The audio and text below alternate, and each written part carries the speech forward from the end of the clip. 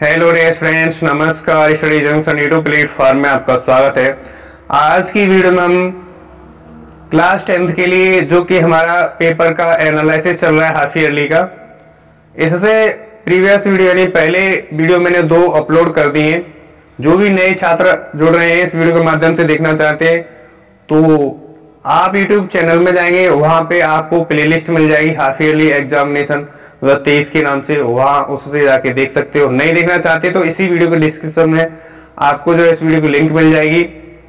और इस चैनल को जरूर सब्सक्राइब कर लेना जो भी नए छात्र जुड़ रहे हैं, क्योंकि इस चैनल से आपको बहुत कुछ लाभ मिलेगा। यानी जब तक कि आपकी परीक्षा नहीं होती है तब तक आपको यहाँ से प्रिपरेशन बेहतर कराई जाएगी और हम चैप्टर के माध्यम से जो भी इंपोर्टेंट क्वेश्चन बनते हैं उनको भी हम सॉल्व कराते हैं इसी चैनल के माध्यम से। तो आपको अच्छे से प्रिपरेशन करना है तो बने रहना है इसी चैनल के साथ। तो मुझे आशा है पूरी आप जो है चैनल को अपना चैनल समझेंगे और ज्यादा से ज्यादा सपोर्ट करेंगे। तो चैनल को सब्सक्राइब कर ले, नए छात्र जुड़ रहे हैं वो और पुराने छात्र हैं वो अपने भाई बहनों की मदद करें और इस चैनल का लिंक जो है अपने भाई बहन फ्रेंड्स जो भी हैं क्लास 10th और 9th में 6th 7th 8th में जो भी हैं उनके पास जरूर शेयर करें, क्योंकि इसी चैनल पर आपको टॉपिक वाइज भी कराया जाता है। जैसे कि क्लास 6th 7th 8th का मैथ सही, उससे जो मोस्ट इंपोर्टेंट टॉपिक होते हैं, जैसे हमने पहला टॉपिक लिया भाग विधि से वर्गमूल कैसे ज्ञात करें, ठीक है। तो वहां से आप आसानी से जाकर के उसको भी क्लियर कर सकते हो। तो आइए अब हम बिना समय गवाए क्वेश्चन संख्या जो हमारा तीसरे का है उसको हम सॉल्व करते हैं। तो हमारा जो है हाफ ईयरली एग्जाम 2023 का पेपर का एनालिसिस है, जो कि most important question for UP board exam 2024।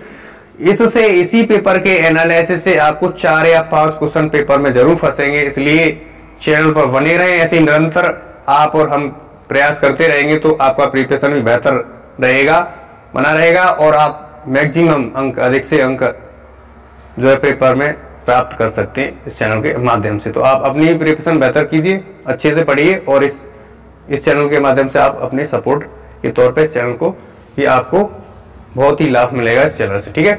तो आइए हम कह रहा है कि निम्नलिखित में से किसी एक को हल कीजिए। यानी हमने जो तीसरा वाला क्वेश्चन है इसमें एक को हल करना है। ये प्रत्येक 6 अंक का, यानी एक जो क्वेश्चन है 6 अंक का आता है। क्या जो एक क्वेश्चन है वो कितने अंक का आता है? 6 अंक का आता है। 6 अंक का एक क्वेश्चन आता है।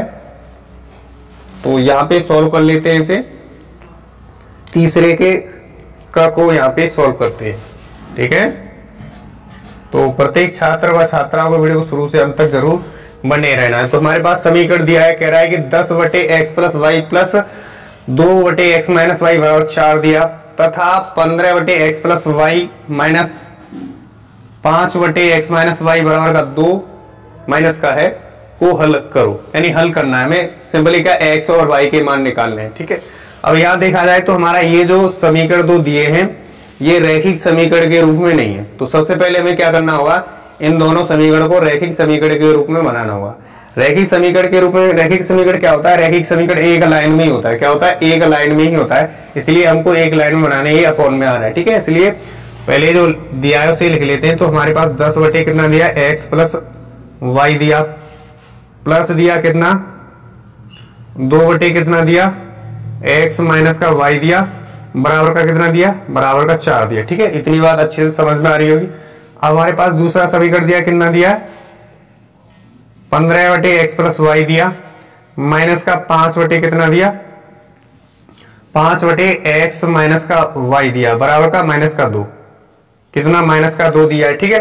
अब हमें क्या करना है, इसको सिंपली हमें रैखिक समीकरण के रूप में व्यक्त करना है। इसलिए क्या करेंगे, हम इसको और किस तरीका से लिख सकते हैं, इसको हम लिख सकते हैं जैसे ये वाला है, तो इसको क्या लिख सकते हैं, इसको हम 10 मतलब गुणे का कितना 10 गुणे का 1/x + y लिख सकते हैं। इसको प्लस का लगाएंगे, 2 गुणे का क्या लिख सकते हैं 1/x - y, माइनस का y लिख सकते हैं, बराबर का हमारे पास 4 है। कितना है? बराबर का हमारे पास 4 है, ठीक है। इतनी बात अच्छे से क्लियर हो रही होगी। इसी प्रकार से इसको समीकरण को लिख सकते हैं 15 गुणे का क्या 1/x + y लिख सकते हैं, माइनस का 5 गुणे का 1/x - y लिख सकते हैं, बराबर का माइनस का 2 है, ठीक है। अब यहां से क्यों लिख रहे हैं, क्यों यहां पे इसलिए लिख रहे हैं इसको, क्योंकि हमें क्या है, हमें रैखिक समीकरण बनाना है। क्या रैखिक समीकरण बनाना है, सिंपली क्या करेंगे, जो ये दिया है 1/x प्लस वाई दिया और 1/x माइनस वाई दिया, इसकी जगह एक की जगह हम चाहे कोई भी लेटर लिख सकते हैं, मतलब कोई भी अक्षर लिख सकते हैं इसका अंग्रेजी वाला, ठीक है। तो चाहे इसकी जगह x मान लो, सॉरी x तो है ही यहाँ पे, चाहे इसकी जगह u मान लो, इसकी जगह v मान लेते इतने वाले की जगह, ठीक है, u और v मान लेते, ठीक है। चाहे p और q मान लो तो हम मान लेते सिंपली क्या, इसकी जगह u रख देते 1/x प्लस वाई की जगह u रख देते, 1/x माइनस वाई की जगह v रख देते, ठीक है। तो हम यहाँ पे मान लेंगे, क्या करेंगे यहाँ पे हम मान लेंगे, ठीक है। तो लिखेंगे माना 1/x प्लस वाई बराबर का u मान लेते हैं, स्मॉल u, ठीक है। 1/x minus Y is equal to मान लेते हैं v, ठीक है। तो अगर हम इसमें इसकी जगह रखेंगे क्या, u रखेंगे, तो 10 गुणे का u, तो हमारे पास समीकरण क्या बनेगा, 10u बनेगा। पहला समीकरण क्या बनेगा, 10u, कितना बनेगा, 10u बनेगा, प्लस का यहाँ पे इसकी जगह v रखेंगे तो 2v बनेगा, क्या बनेगा, 2v बनेगा, बराबर का कितना, बराबर का 4 है। तो इसको समीकरण संख्या 1 नाम दे देते हैं, क्या, इसको समीकरण 1 मान लेते हैं, ओके। इसी प्रकार से इसमें रखेंगे u, इस जगह यहाँ v रखेंगे तो 15u माइनस का 5v हो जाएगा, क्या, 15u माइनस का 5v हो जाएगा, बराबर का कितना, माइनस का 2 है। इसको समीकरण संख्या 2 मान लेते हैं। अब हमें क्या करना होगा, विलोपन विधि से हल करना होगा। इसको क्या करना होगा, इसको हमें विलोपन विधि से हल करना होगा। विलोपन विधि क्या कहती है, विलोपन विधि ये कहती है कोई एक पद होना चाहिए समान, क्या होना चाहिए, एक पद समान होना चाहिए, नहीं होता है तो आप उसको समान कर ले हुए, ठीक है, समान कर लेना, ठीक है। तो यहाँ पे समान करना पड़ता है। तो हमारे पास देखा जाए तो यहाँ पे मतलब 10u है, यहाँ पे 15u, ठीक है। तो इसको छोड़ेंगे, इसको देखेंगे क्या है, यहाँ पे 2u है, सॉरी 2,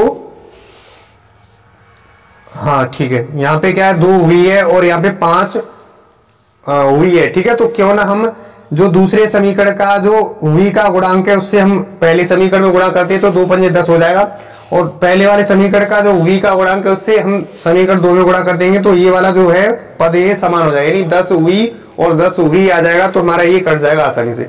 इसलिए क्या करेंगे हम इसमें समीकरण 1 में क्या करें, समीकरण 1 में जो दूसरे समीकरण का v का गुणांक है उससे हम गुणा कर देंगे 5 से, और इसमें क्या करेंगे, इसमें दूसरे वाले समीकरण में जो ऊपर वाला है उससे हम यहाँ में गुणा कर देंगे। तो हम गुणा करेंगे तो हमारे पास v वाला जो पद है वो हमारे पास समान हो जाएगा, क्या हो जाएगा, v वाला पद समान हो जाएगा। तो यहाँ पे करेंगे समान, तो 5 का गुणा करेंगे, 10 में 5 दाम 50 होता है, 50u हो जाएगा, प्लस का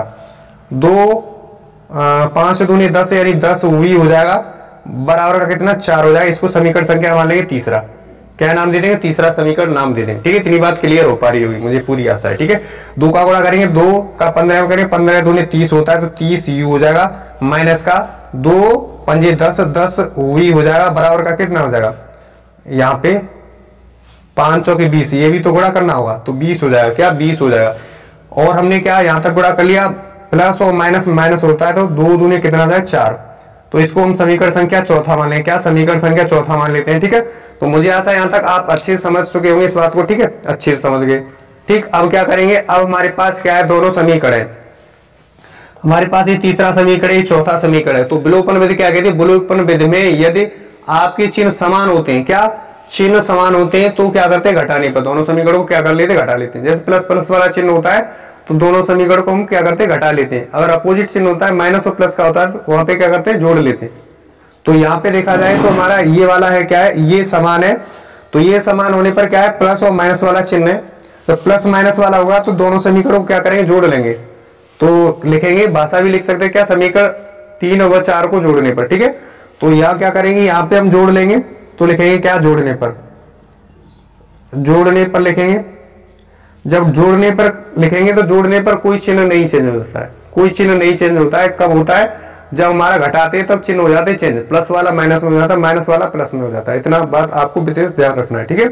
तो यहाँ देखा जाए तो हमारा क्या होगा, यहाँ पे जोड़ेंगे, जब जोड़ेंगे तो हमारा 50 और 30 80 यानी 80u हो जाएगा। तो इस जगह क्या लिखेंगे, 80u लिखेंगे।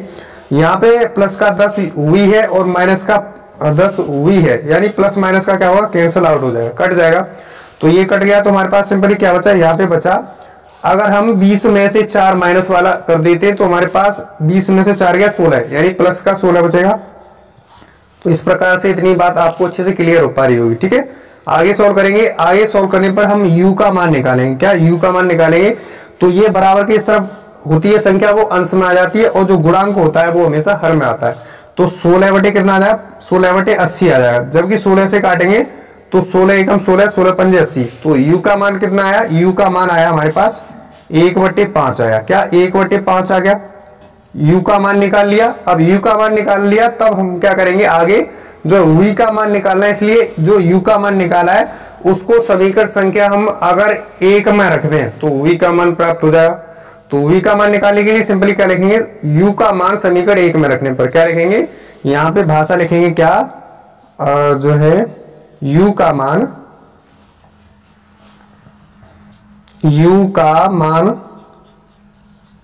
समीकरण 1 में रखने पर,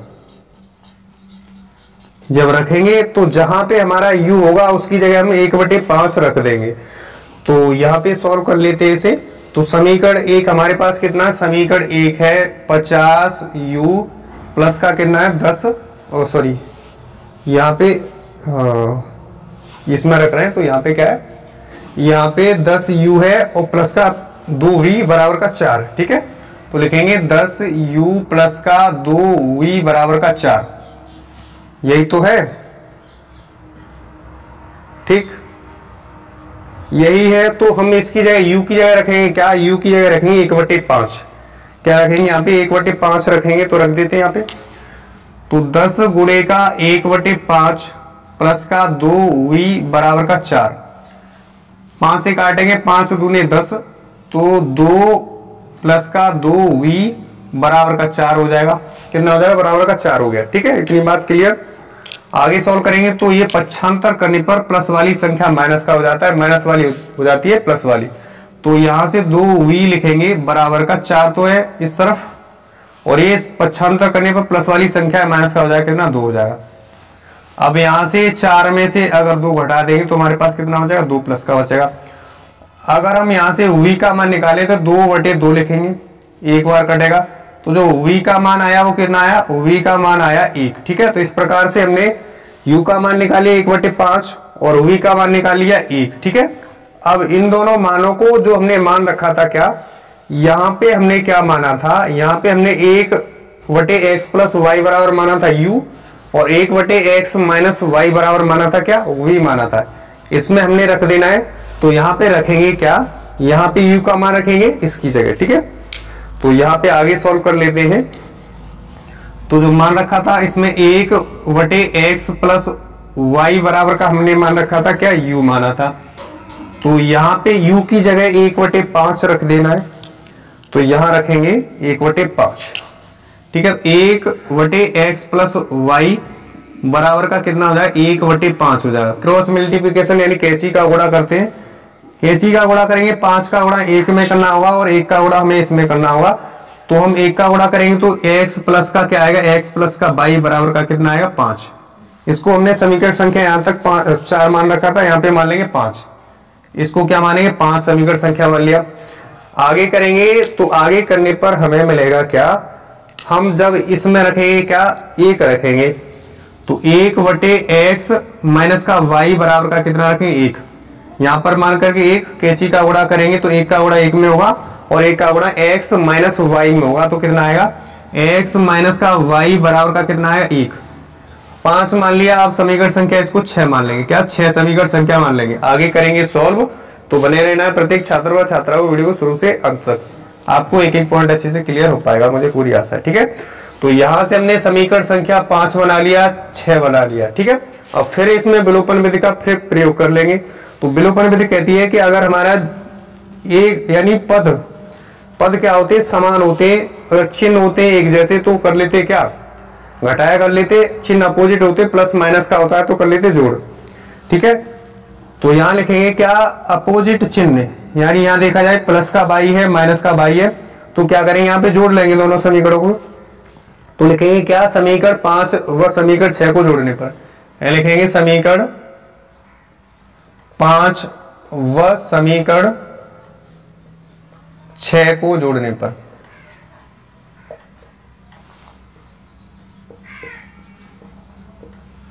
जब जोड़ेंगे तो हमारे पास कोई चिन्ह नहीं चेंज होगा। तो हमारे पास पांचवा समीकरण क्या है, पांचवा समीकरण x प्लस का y बराबर का कितना है 5 है, ठीक है। और हमारे पास छठवां समीकरण x माइनस वाई बराबर का कितना है 1 है। तो लिखेंगे x माइनस का y बराबर का 1 लिखेंगे। और जोड़ने पर कोई चिन्ह नहीं चेंज होगा तो प्लस और माइनस y ये कैंसल आउट, यानी कट जाएगा। तो हमारे पास 1x और 1x 2x हो जाएगा। जोड़ लेंगे तो 2x होगा प्लस का 5 और 1 6 होगा। तो 2x बराबर का 6 हो गया। x बराबर निकालेंगे तो हमारे पास क्या आएगा 6/2 आएगा। कितने बार कटेगा, कितने बार, 3 बार कटेगा, तो होती है 6। तो x का मान हमने निकाल लिया सिंपली कितना 3 निकाल लिया। अब y का मान निकालने के लिए हमें करना पड़ेगा क्या, जो x का मान आया वो समीकरण नंबर किस में रख देंगे 5 में रख देंगे, ठीक है।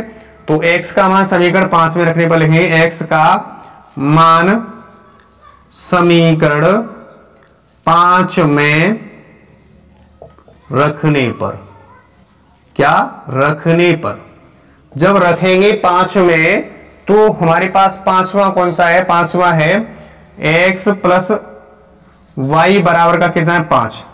तो इस जगह हमें रख देना है कितना 3 रख देना है। तो x प्लस 3 बराबर का 5 रखेंगे। x बराबर 5, x बराबर 5 माइनस का 3, पक्षांतर करने पर प्लस वाली संख्या माइनस का हो जाता है। तो हमारे पास क्या आएगा, हमारे पास आएगा x बराबर कितना, x बराबर 5 में से 3 गया, सॉरी यहां पे x की जगह क्या रखना है, x की जगह रखना है हमें कितना, x की जगह कितना रखना है हमें, x की जगह रख देना है कितना, x की जगह रख देना है 3, ठीक है। तो यहां आएगा कितना 3 रख देना है इसमें, ठीक है। तो 3 प्लस का y बराबर का 5 लिखेंगे। y बराबर निकालेंगे तो 5 माइनस का 3 हो जाएगा। तो y बराबर कितना बचेगा, 5 में से 3 गया 2, 5 में से 3 गया 2। तो मुझे आशा ये क्वेश्चन आपके लिए हेल्पफुल रहेगा। तो दोनों हमने मान निकाल लिए, दोनों आंसर हो गए। x बराबर 3 आया, y बराबर कितना आया 2 आया, ठीक है। तो मुझे आशा है कि ये क्वेश्चन आपके लिए हेल्पफुल रहेगा, अच्छे से समझ में आ गया होगा। अब आप नोट डाउन कर सकते हो आसानी से, क्या आसानी से नोट डाउन कर सकते हो। तो नोट डाउन यहां से कर लेना। अब हम आगे इरेज कर देते हैं। तो प्रत्येक छात्र व छात्राओं को एक एक सवाल का पॉइंट अच्छे से समझना है, तो बने रहना वीडियो को शुरू से अंत तक। शुरू से अंत तक रहोगे तो आपको एक एक पॉइंट सवाल का क्लियर हो जाएगा। एक एक पॉइंट क्लियर होगा तो आप आसानी से सवाल को आगामी परीक्षा जो यूपी बोर्ड वाली आ रही है आसानी से सॉल्व कर सकते हो, ठीक है। इसलिए सभी छात्रों छात्राओं को कहता हूं बार बार कि वीडियो को शुरू से अंत तक जरूर बने रहना है, ठीक है। आगे सॉल्व करते हैं। तो अब आप आसानी से वीडियो को रोकना। ये सवाल थोड़े बड़े हैं, 6 नंबर का सवाल है, तो जब 6 नंबर का होगा तो थोड़ा बड़ा ही होगा, इसलिए वीडियो थोड़ी बड़ी हो जाएगी। 2 ही सवाल करेंगे आज की वीडियो में, अगली वीडियो में हम करेंगे आगे सवाल, ठीक है। तो बने रहना, ऐसे प्यार व सपोर्ट बनाए रखना है चैनल पर, अपना प्यार सपोर्ट बनाए रखना है, क्योंकि आपके लिए ये इतनी मेहनत करी जाती है। तो आपका भी ये फर्ज बनता है कि आप भी गुरु दक्षिणा के रूप में कुछ ना कुछ जरूर करें। तो आपका आपको यही करना है कि चैनल को ज्यादा से ज्यादा सपोर्ट करना है, अपने भाई बहनों की मदद करनी है। तो बने रहना वीडियो को शुरू से अंत तक, एक एक पॉइंट अच्छे से क्लियर हो जाएगा, ठीक है। आइए अब हम यहाँ पे सॉल्व कर लेते हैं। जो हमारा ख है, यानी तीसरे का ख है, ये भी 6 नंबर का क्वेश्चन है। तो एक करना होता है, इसमें हम करेंगे दोनों, क्योंकि हम आपको अच्छे से एक पॉइंट क्लियर कर रहे हैं, ठीक है। तो यहाँ कह रहा है कि दो संख्याओं के वर्गों का अंतर 180 है। क्या है 180 है। छोटी संख्या का वर्ग बड़ी संख्या का 8 गुना है। क्या है 8 गुना है। तो संख्याएं ज्ञात करो। हमें संख्याएं ज्ञात करनी है, यानी छोटी संख्या कौन सी आएगी और बड़ी संख्या कौन सी आएगी, ठीक है, ये ज्ञात करना है। तो हम जो सवाल है उसके अकॉर्डिंग करेंगे तो आसानी से हम कर सकते हैं सॉल्व, ठीक है। तो पहले क्या करना होगा, हमें संख्या इस प्रकार का अगर सवाल आपकी परीक्षा में आ जाता है तो आपको क्या करना है, आपको यही करना है कि जो है इनको मान लेना है। क्या यहाँ पे संख्याएं नहीं दे रखी तो मान लेना है कि माना की संख्याएं x और y है। क्या है, माना कि संख्याएं x और y है। x और y हैं, इस प्रकार से आपको मान लेना है। ठीक है, क्या करना है, मान लेना है इस प्रकार से। अब कह रहा है कि छोटी संख्या का वर्ग बड़ी संख्या का 8 गुना है। क्या है, 8 गुना है छोटी संख्या का वर्ग, है ना। तो यहां सिंपली क्या करना है, यहां हमने सबसे पहले हमें एक को छोटी लेना है और एक की बड़ी लेना है। तो हमने x और y मान लिया, तो हम यहां पे क्या करें, x को बड़ा कर देंगे और y को छोटा कर देंगे। सिंपली x है बड़ा और y है छोटा, क्योंकि जिस तरफ इसका मुंह चिन्ह का फट जाता है उसी तरफ बड़ी संख्या बड़ी हो जाती है। ये ले लेना है। अब हमने क्या करना है, अब हमने प्रश्नानुसार करना है। इनका अंतर हमें 180 दिया, इनके वर्गों का अंतर, दोनों के वर्गों का अंतर 80 दिया 100। तो अब करेंगे प्रश्नानुसार। क्या करेंगे, प्रश्नानुसार। प्रश्नानुसार में क्या करना है, प्रश्नानुसार हमने जो प्रश्न कह रहा है उसके अकॉर्डिंग करेंगे। तो प्रश्न में यही कह रहा है कि इनके वर्गों का अंतर, यानी दोनों संख्या ये माना ये माना, ठीक है, x माना और y माना, इसके वर्गों का, यानी x का वर्ग करेंगे तो x स्क्वायर आ जाएगा और y का वर्ग करेंगे y स्क्वायर आ जाएगा। ठीक है, y स्क्वायर आ गया। इनके अंतर, वर्गों का अंतर कितना है, 180 है। कितना है, 180 है। 180 है, तो इसको समीकरण संख्या नाम दे देते 1 मान लिया। कितना मान लिया हमने, 1 मान लिया। मुझे आशा है पूरी कि आपको अच्छे से समझ में आ गया होगा। ठीक है, इतना हमें दिया है। क्या दिया है, इतना हमें दिया है। छोटी संख्या का वर्ग बड़ी संख्या का 8 गुना है। तो लिखेंगे यहां पे सिंपली, क्या लिखेंगे, छोटी संख्या का वर्ग। क्या, यही तो कह रहा है, छोटी संख्या का वर्ग बड़ी संख्या का 8 गुना है। तो लिखेंगे यहां छोटी संख्या का वर्ग, छोटी संख्या का वर्ग बराबर का क्या हुआ, 8 गुना क्या, बड़ी संख्या। क्या, बड़ी संख्या, यही तो आएगा। यानी छोटी संख्या का वर्ग बड़ी संख्या का 8 गुना है। ठीक है, क्या है, यहां से 8 गुना है। तो सिंपली क्या करेंगे, छोटी संख्या हमने यहां पे लिखा था, क्या, छोटी संख्या ये हो गई y और बड़ी संख्या क्या होगी, बड़ी संख्या x हो गई। तो छोटी संख्या का वर्ग, तो छोटी संख्या क्या है, y है, तो y का वर्ग कर लेंगे। क्या, y का वर्ग कर लेंगे। और 8 गुना है बड़ी संख्या के। क्या, 8 गुना है बड़ी संख्या के। तो बड़ी संख्या हमने क्या माना था, बड़ी संख्या x मान लिया था। चाहे तो ऐसे मानकर कर सकते हो कि छोटी संख्या मान लो कि माना कि बड़ी संख्या x है, छोटी संख्या y है, ऐसे मानकर कर सकते हो। लेकिन हमने क्या किया, माना कि संख्या x और y है। इस तरह से हमने प्रदर्शित कर दिया बड़ी संख्या को छोटी संख्या को। यदि बात क्लियर हो पा रही है, मुझे आशा है पूरी। ठीक है, क्या है, आशा है पूरी। तो यहां से हम बात करेंगे क्या, यहां से बात करें क्या, तो हमारे पास y स्क्वायर बराबर कितना हो जाएगा, y स्क्वायर बराबर 8x। क्या, y स्क्वायर बराबर 8x हो जाएगा। अब हमारे पास y स्क्वायर का मान कितना है, 8x आया। ठीक है, कितना आया, 8x आया। तो सिंपली क्या करेंगे, सिंपली हम कर रहे हैं क्या, यहां से जो मान है, क्या है, यहां से जो मान है वो क्या करेंगे, समीकरण 2 मान लेंगे। इसको क्या करेंगे, सिंपली समीकरण 2 मान लेंगे। क्या, समीकरण 2। अब हमने क्या करना है, समीकरण 2 से जो 2 का मान है उसको समीकरण 1 में रख देना है। क्या करना है, समीकरण 1 में रख देना है। तो समीकरण 2 से लिखेंगे, समीकरण 2 से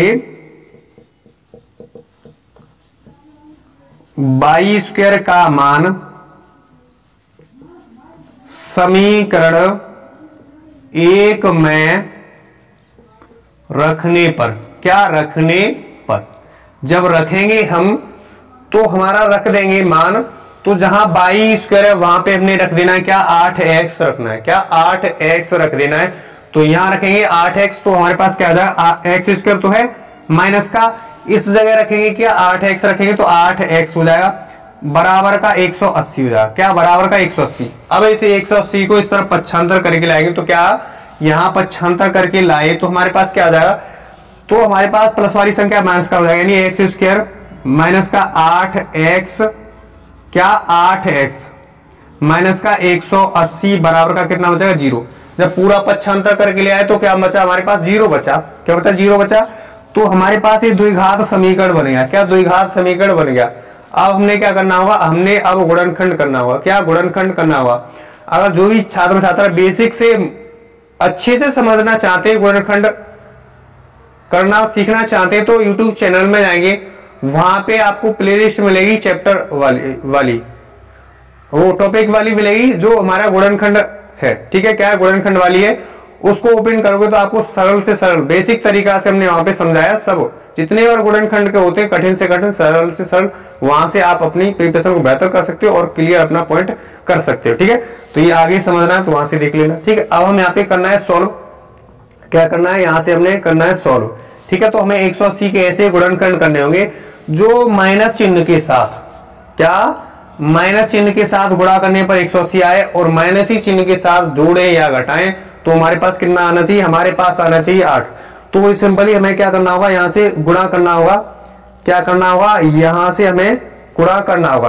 तो क्या करेंगे, यहां से इसका करेंगे 18 धाम 80। वैसे अगर करना चाहो तो वैसे भी कर सकते हो, लेकिन हमने क्या करना है, अगर हम 18 में से अगर 10 को घटा देते तो हमारे पास कितना आ जाएगा, 8 ही आ जाएगा। तो इसको क्या तोड़ लेंगे, 180 को तोड़ लेंगे 18 धाम 180 या 10 गुणा 8। ठीक है, तो हमें क्या करना है, हमें सिंपली इसको ले लेना है माइनस में, माइनस का 18 लेना है, प्लस का क्या लेना है, प्लस का लेना है 10 और गुणा करेंगे 18 धाम 80 तो माइनस का 80 आना है। क्या माइनस 80 के हमें गुणनखंड करनी है तो ये आएगा। ठीक है, इतनी बात क्लियर।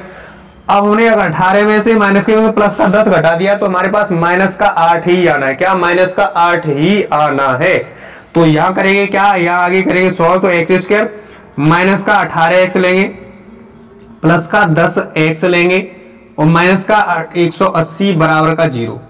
यहां पे 3 पद थे, यहां पे हो गए 4 पद। तो 4 पद हो गए तो हम क्या करेंगे, 2-2 का जोड़ा बनाएंगे। क्या बनाएंगे, 2-2 का जोड़ा बनाएंगे और जोड़े से क्या कॉमन लेंगे।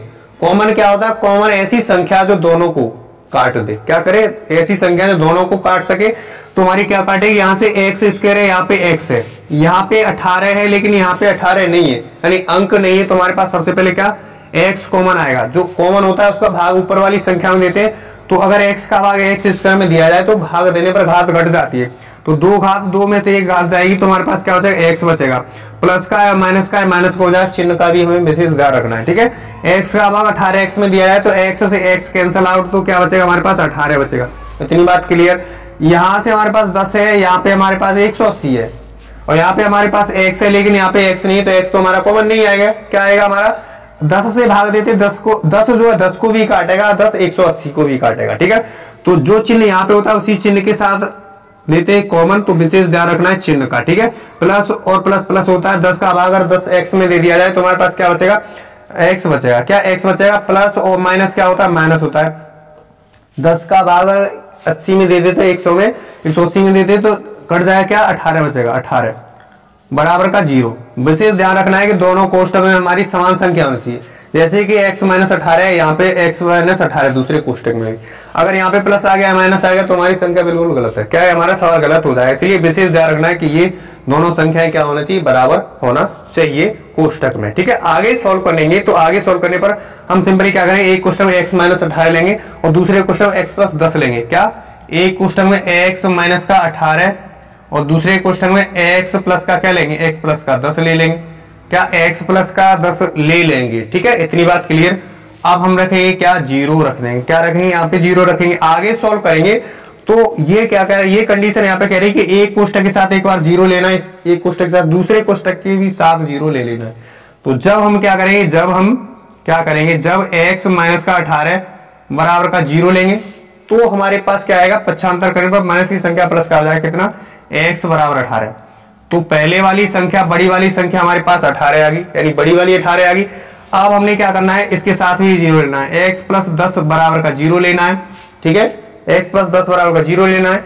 अगर x बराबर निकालेंगे तो ये पक्षांतर करेंगे, प्लस वाली संख्या माइनस का हो जाए पक्षांतर करने पर।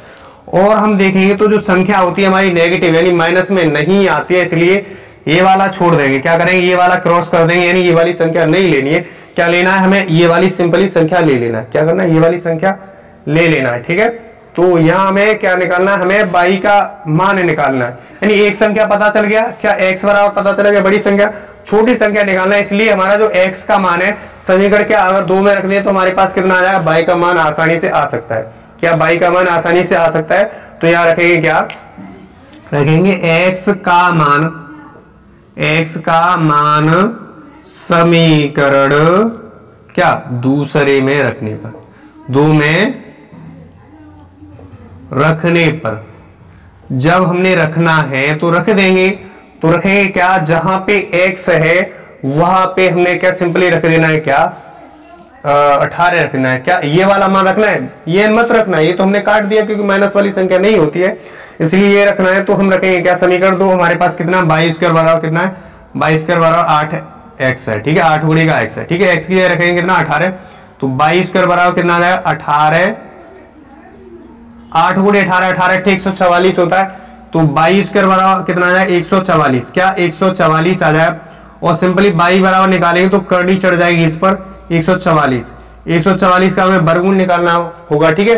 वर्गमूल निकालने की भी हमने टॉपिक लिया है पहला वाला, वो ही देखना चाहते हो यूट्यूब चैनल में आएंगे, प्लेलिस्ट हो जाएगी, प्लेलिस्ट आपको आसानी से मिल जाएगी, वहां से भाग विधि से वर्गमूल कैसे ज्ञात करें वो प्लेलिस्ट मिल जाएगी, वहां से आसानी से ज्ञात कर सकते हो, ठीक है, इससे कठिन भी ज्ञात कर सकते हो, ठीक। तो यहाँ से हमें निकालना है 144 का वर्गमूल निकालेंगे तो 12 होता है, क्या होता है 12। और यहाँ से देखा जाए तो अगर हमारी अंडर से बाहर संख्या आती है तो प्लस माइनस में आती है, क्या प्लस माइनस का 12, तो हमें माइनस वाला संख्या छोड़ देना है, हमें लेना है क्या 12 लेना है प्लस वाला, तो हमारे पास कितना आ जाएगा 12 आ जाएगा, प्लस का 12 आ जाएगा। तो हमारी दोनों संख्या हमने ज्ञात कर ली, क्या दोनों संख्याएं ज्ञात कर ली, कौन कौन सी, हमने पहली संख्या तो लिख लेंगे क्या, भाषा लिख लेंगे, अतः बड़ी संख्या बराबर बड़ी संख्या बराबर का 18 और छोटी संख्या बराबर का कितना 12 आ जाएगा, ठीक है। तो मुझे आशा है पूरी कि आपको दोनों क्वेश्चन हेल्पफुल रहेंगे, अच्छे से समझ में आए होंगे, एक एक पॉइंट क्लियर हो तो वीडियो को लाइक करें, चैनल पर नए हो तो चैनल को सब्सक्राइब करें और बेल आइकन को जरूर प्रेस करें। ऐसे ही प्यार व सपोर्ट बनाए रखें इस चैनल पर, तो आपको ऐसे ही निरंतर वीडियो मिलती रहेंगी, ऐसे ही आपकी प्रिपरेशन को बेहतर करना है, बेहतर कर पाओगे प्रिपरेशन तो आपको परीक्षा में जरूर यहां से इसी चैनल के माध्यम से और अपनी मेहनत के माध्यम से आपको 70 में से 50 या 55 नंबर आसानी से प्राप्त कर सकते, 60 भी प्राप्त कर सकते, ठीक है। तो मुझे आशा है कि ये क्वेश्चन आपके लिए अच्छे से समझ में आया होगा। तो आगे हम नेक्स्ट वीडियो आएगी, इसी का पार्ट आएगा, उसमें हम क्वेश्चन संख्या 4 के जो हमारे दिए हुए हैं, इसी पेपर को हम एनालिसिस कर रहे थे, ये वाला जो पेपर है इसके हमने क्या करना है, इसके हमने तीसरे के क और ख को कर दिया, अब हम चौथे के क और ख को करेंगे। तो बने रहना वीडियो को शुरू से अंत तक, ऐसे ही आपको निरंतर, ठीक है। तो हम आगे सवाल 2 वीडियो और आएंगी, उसमें हमने क्लियर कर देना, फिर हम आपके लिए टॉपिक यानी जो चैप्टर वाइज हमारा जो चैप्टर 8 पहले खत्म हुआ है, मोस्ट इंपोर्टेंट क्वेश्चन का 8 क्वेश्चन में जितने थे मोस्ट इंपोर्टेंट उनको हमने हल किया, तो अगला जो चैप्टर आएगा वो 9वां आएगा, 9वें से जितने भी आपको अच्छे से मतलब जितने इंपोर्टेंट सवाल बनते हैं उनको हम कराएंगे इस वीडियो में सॉल्व। तो प्रत्येक छात्र और छात्रा को बने रहना वीडियो को शुरू से अंत तक, और छात्र और छात्रा को जो भी नए जुड़ रहे हैं उनको सब्सक्राइब कर लेना, क्योंकि ये आपके लिए मोस्ट इंपोर्टेंट चैनल रहने वाला है परीक्षा की दृष्टि से। मुझे आशा है पूरी कि ये आपके लिए हेल्पफुल रहेंगे क्वेश्चन और अच्छी समझ में आ गए होंगे। तो वीडियो को लाइक करें, चैनल को सब्सक्राइब करें। तो आज के लिए बस इतना ही, नेक्स्ट वीडियो मिलते हैं आपको इसी जो है हाफ ईयरली एग्जाम जो एनालिसिस है उसकी वीडियो हमारी आएगी चौथी। तो वीडियो देखने के लिए थैंक यू सो, मिलते हैं चौथी वीडियो को।